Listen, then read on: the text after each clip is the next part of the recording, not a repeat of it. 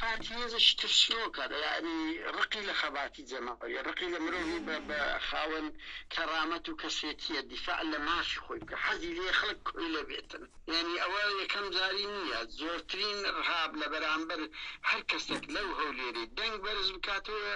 هەوڵ دەدا بیگری بیکوژی بیخاتە زیندان تاوەکو خەڵک جورئەت نەکات لە کاتێکدا هەموو دەوڵەتێک هەموو حزبێک دەبێت کێفی بۆ بێن ناو ملەتەکەی مرۆڤی بەغیرەت هەبێت مرۆڤێک بتوانێت دیفاع لە خۆی بکات لە مافی خۆی بکاتن تاوەکو بتوانێت دیفاع لە نیشتیمان بکات بەس ئەوانە حەزیان لە مرۆڤی کۆیلەیە مەخلوقانەی کە هەیتیان ژیانیان وەرە سیر کە هەر کەسێک لەو هەولێرە ئەوە سەدەمین حاڵەت زیاترە گەنجێک لەو هەولێرە لە دهۆک بێ قسە بکە ئەو هەموو زیندانەی بادنان لۆ جیرانە خۆ دیتمان چگەڵتە ئەو گەنجە بە چ مادەیەک جیرایە بەڵێ بە چ مافەک گرتیتیان چ بەندێکی سێ بەشی باسی خۆ و پێغەمبەر دەکە باشە خۆ و پێغەمبەریشی هەندێک بیگری کابرا دەبێ ئەخلاقیان نەهێشتێ ئەی باشە ئەوە ڕێی دەربڕینە خۆ تاوان نییە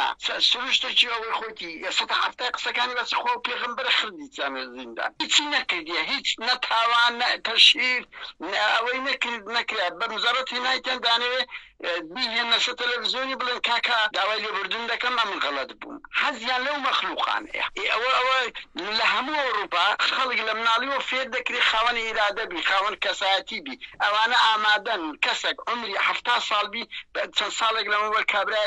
کابرایەکی پیری بە تەمەنیان لە گومرکی نەسەر ئەوەی کە گوتی رادیۆ بوو تەمەنی 70 ساڵ زیاد یعنی ئەوە لوتکەی تێکشکانی کەسایەتیە گەری خەڵک خاوەنی ئیرادە بی هەردانێ عمری خۆیان درێژ ئێرهاب یعنی پارتی بنە ماڵەی بارزانانی چەندین ساڵە یەک ئەسلوبیان هەیە لە بەرامبەر تاچ کورد گرتن کوشتن بێدەنگکردن شوون بزرکردن ئێرهاب وەلا ئەوروپاش ئەوستا ئەو مۆدیلیان کردیەوە مەسەلەی ئێرهابی ئەلکترۆنی ئێرهابی حزب چەند حزب و شتیان چەند سەرکردەی سیاسیان تیرۆر کرد هەر لە 50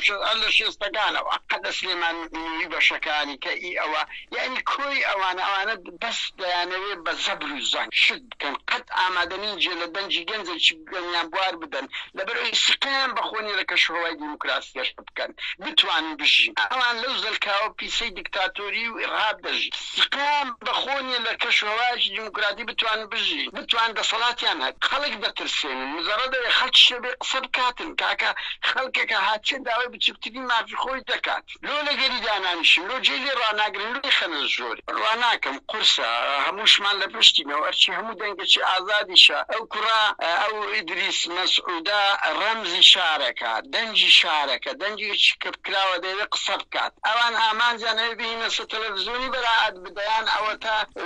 خەڵک چکە نەوێری قسە بکە ئەرچی هەموومان لە پشت ئەو کەیسە ڕابۆسی سنوودا بندرێ بۆ ئەوە ڕابە یعنی ئەوە دا سەدەمین حاڵەتە هەموومان بێزار بوونە معاش نادرێ تاڵانی گەورە هەیە ینی ئێرهاب هەیە لەو لای تریش دەبینی هەموو خاوەن ژیانش هایلایبن بە خۆیان و بنەوەکانیان کەتی گەنجێک دەوێت بێت سەجادە تەعبیر لەوەی بکە بڵێ بابا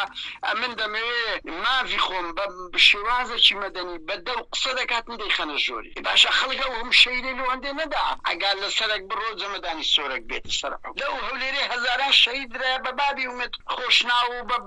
بە هەموو بنەماڵەت تێکۆشە لە هەولێریانە لەوەی خەڵک بە ئازادانە قسە بکە نەک لەبەوەی جەلادێک بە جەلادێکی عەرەبی و جەلادێکی کوردی بگۆڕێ دەکەم خەڵکی هەولێرێ دیفاع لەو گەنجە هەولێری بکەن و هەموو خەڵکی کوردستان ناکرێ ئەوە دەبێت خاڵک کە وا بکەین هیچکە نەکرێ کاکە گەنجی کورد لە هەموو ژیانێک بێ بەشە لە هەموو ژیانێک بێ بەشە نانەوە کابرا ناوێت لە نانەوە لە کاسب برتە سەرۆک وەزیران بەس مجرد حقوقی دابین بکرێتن ئەوەشی پێ بڕەوە نابێت من بۆم کرد وایە لەبەرەوەی چی پێیە چ دەڵێ چ قسەی پێیە ئەومێت بەخۆی کۆیلێ لە بەردەستی بە پارتی برەخۆ ئەومێت ناتوانێت ئەو بڕیاری گرتنان دەربکات پێی دەڵێ ئەومێت بڕۆ بگرە ئەوەیشیت بەس شەرمەزاریە لە ئومێدی بابی ئومێدی شەهیدی ڕێگای ئازادیە لەو هەولێرەی